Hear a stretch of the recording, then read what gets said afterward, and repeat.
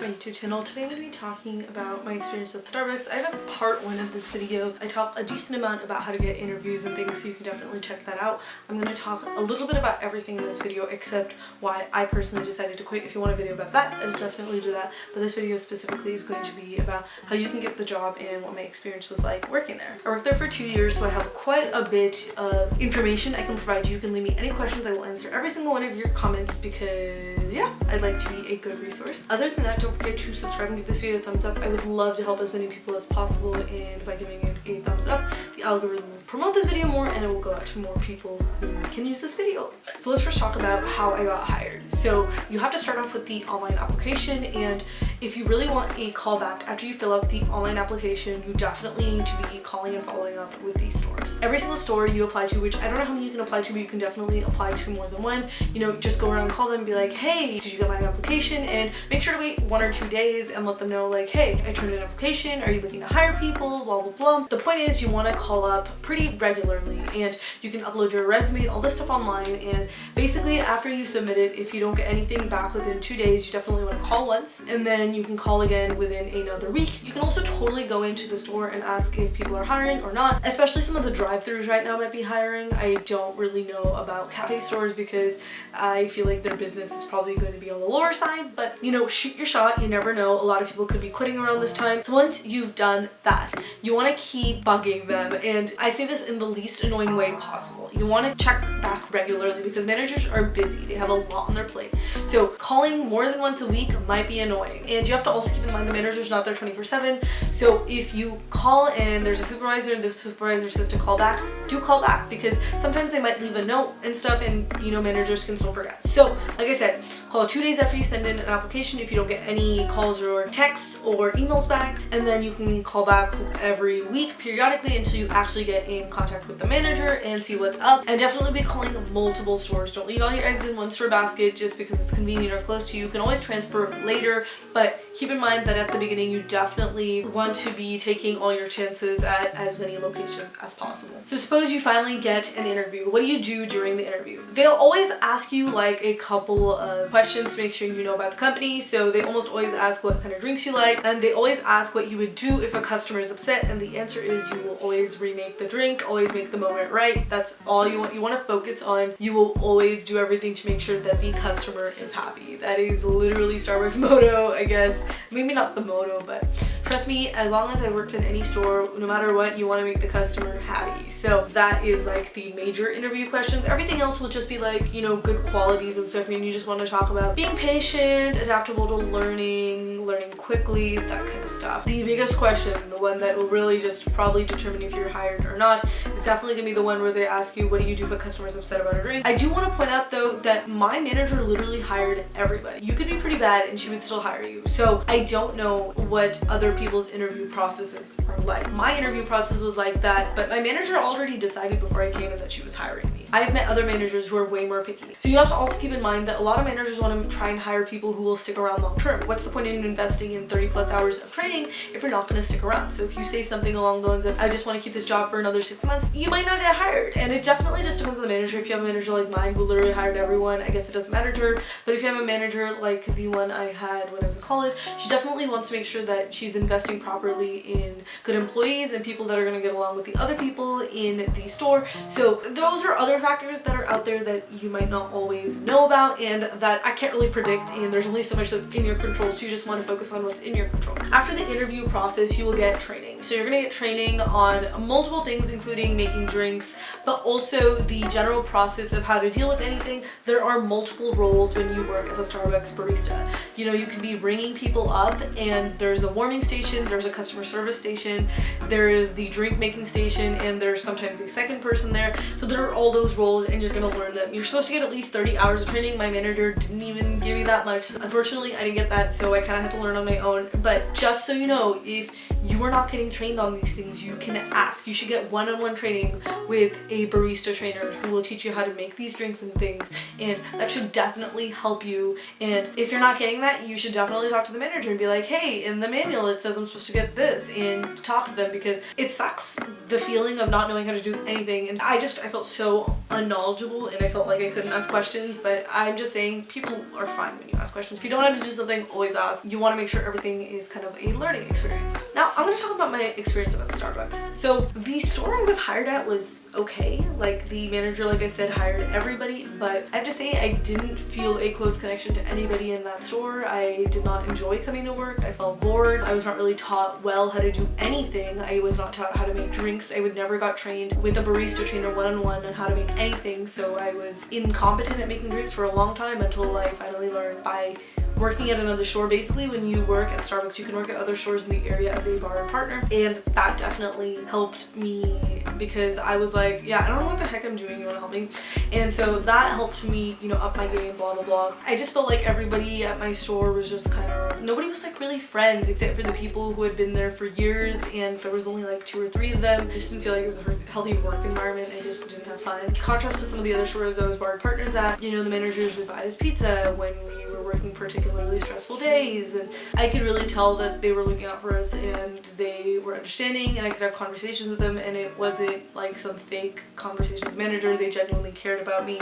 Same with my manager when I moved to where my college was. I moved to a store there. They were just nicer. I felt like I was actually friends with people there, and we would talk about stuff and we would hang out outside of work, and it was just a million times more genuine. And especially because for the longest time I had plans to work there till the end of college, so I wanted that genuine friendship and support. I always thought that maybe all the stores are like this with my first experience, and then I went to other stores and I was like, wait, everyone's friends, they all hang out, they all talk, so this is the norm, this is the way it should be. I shouldn't be, you know, treated like crap, and work shouldn't be like something you dread. And eventually I realized that as I worked at more stores. But yeah, my store at my college was, I mean, it was pretty nice. I mean, anywhere you go, you know, they first, like, they have to vouch for you, they have to check you out. So for a while there was a bit of animosity. I felt like they did things very differently at the new store, so I wasn't used to it, and they kind of just, a lot of stores just assume that every store does things the same, and it's supposed to be, but it's not always the case. So I was just like, what is going on here? Like, they did things completely differently and I wasn't used to it at all, and eventually I adapted, but for a while I felt like everyone hated me because I didn't know how to do anything there because they did things completely differently. And then I just moved back to a different store, but it's really close to my home very recently, and it was a drive-through and I enjoyed it there. Things were pretty nice. They do things a little differently, but I have to say, like, building that kind of friendship with the coworkers takes a while, especially for you when you're transferring from store to store, and I didn't get time to do that in the new store, but it was fine. My managers were pretty accommodating. I had to not work for a while between school and moving and a bunch of other stuff, and they're really accommodating and understanding. It could just be because of the current situation. They just felt the need to be more understanding, but I really appreciated them being more understanding. But it was a store I had worked at when I had first been hired as a bar and partner, and this time this was like my actual store, and so I knew quite a few people and most of them were nice. Yeah, I felt like there were certain things that were like I didn't really like, but I also had been planning to quit even when I went back there. Like, I was like, I'm probably just gonna quit, when I realized that I didn't want to waste any time just focusing on small fish, aka for me, Starbucks is a small fish, because I was in Starbucks only for the money. I did not want to get promoted. I was not planning to become, you know, grow up through the company and become a manager. That was not what I wanted to do. This was just solely for money until something else took off, and I was like, why am I waiting for something else to take off? I've saved my money for years. I have tons of money in the bank. I need to stop focusing on these small fish like Starbucks, which was solely there for me for the money, and now focus on things that I care about, like YouTube, my health, my podcast and things. And so that was a big thing that I had while I transferred back from home, but there's like way more to the reason why I was quitting, but I said I'll do another video on that. My point is, even though there were things I didn't like at the new store, I didn't really say anything because I had already planned on leaving, so it was like, this isn't my place to fix. But you know, it is what it is. I can see myself really changing the world and making other people's lives better, and sure, that can be done through the Starbucks barista position, but I'm thinking bigger term things that I found what I'm passionate about in life, and I'm not gonna give up. I'm gonna do it forever. So if you want to know why I actually quit my job here, I'll do another video about that. It's a little dramatic, but you know, I think before you get into the Starbucks job, I always thought this was like a dream job. You don't realize how much work it is for minimum wage. It's insane. You know, you'll be worked to the bone. Multiple times after working 8-hour shifts, I'll come home and my legs will hurt. It is manual labor. There's only so long that your body can take it. So don't forget that this is manual labor. You know, unless you're planning to move up to the company to become a manager, which, let's be honest, is hard. Keep in mind that it's gonna be years of dealing with supervisors that might not be nice and customers that might not be nice. face, and coworkers that might try to undermine you, and managers that won't be understanding. And I'm not saying all of them are like that, but before I got to the good people, I dealt with a lot of people that weren't really understanding, especially knowing that I was a student, and there's a lot of things as a student that I can't control, and I kind of just have to tell them like this is the way it is, and a lot of people don't understand that. But you know, you come to people who do understand that. So it's just like any other job. There are good parts and bad parts, but keep in mind that Starbucks is not the most dream of the dream jobs. It does have a lot of benefits, aka they give healthcare and other kinds of benefits to part-time workers, which is one of the few jobs that does that. You know, you'll have to work an average of, I believe, over 20 hours to qualify for it within 6 months of working there to get that, but that's a pretty decent bonus, especially if you want to be like a stay-at-home mom and you don't have a degree and you'd rather just take care of your kids. I'm totally with, you know, just working part-time as a barista. I think that's smart. Let's just leave it that it's not for me. There are a lot of other benefits. You get Headspace for free. You supposedly get Spotify for free, but apparently it takes it out of your paycheck, so I would double check on that. Every time you work, you get 1 food markout, and I think you get like 5 drink markouts, but I thought it was unlimited. But the other thing is, because of these times until September, they are letting partners get a 1 food and 1 beverage regardless of if you work or not. There are tons of other benefits that I'm forgetting. Oh, they give you a 401k, and in the 401k they match money, which is free money. So basically, I put money into my 401k solely because as an incentive for saving for retirement, these companies will give you money to encourage you to put money in and save for retirement. So I got a lot of free money through that. They also have quite a few programs where if you buy stuff through this website, they'll give you like cash back and money. That's there. They have some programs through care.com. They have Lyra, something for you to get free mental health sessions and counseling. Most of these benefits are just like completely going over your head. The ones I used were Headspace. Headspace is free, and unless you're a student, then it's $10 a year. It's like $70 a year if you're not. So that is, we love that, we love that. In certain areas, if you live in a dangerous area, Starbucks will pay for Uber rides, I believe, if you work before a certain time. They'll also reimburse you if you take the bus. Yeah, there's like a lot of perks to working there, but don't ever forget that it is manual labor. I have worked weeks of 8-hour shifts for my body to hurt and fail me, and I don't know if it was worth it. I don't want to say it isn't worth it, but you know, if you're going to be on the gentler side of things and you just want some benefits so you can support yourself for a while and you have other things that you care about more, this is the way to go for you. By the way, they also have the ASU online school. Basically, you have to pay for it, but they'll reimburse you after the semester is over. So essentially, it is free education, although I've heard of a lot of people who get their education through the ASU online thing, but are unable to actually get jobs after. So there's 2 sides to that one as well.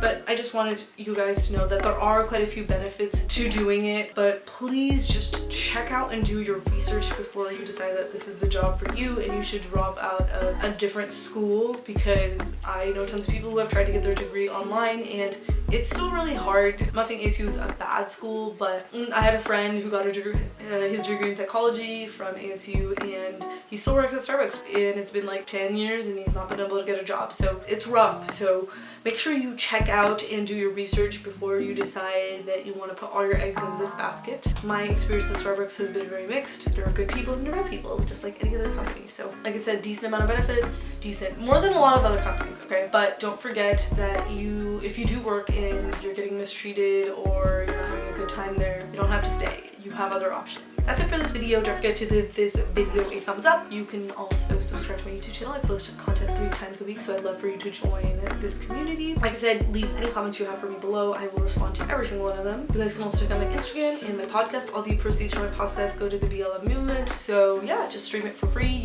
It literally costs no money to check that out. But yeah, that's all I have for you guys today. Have a great day, everyone. Bye!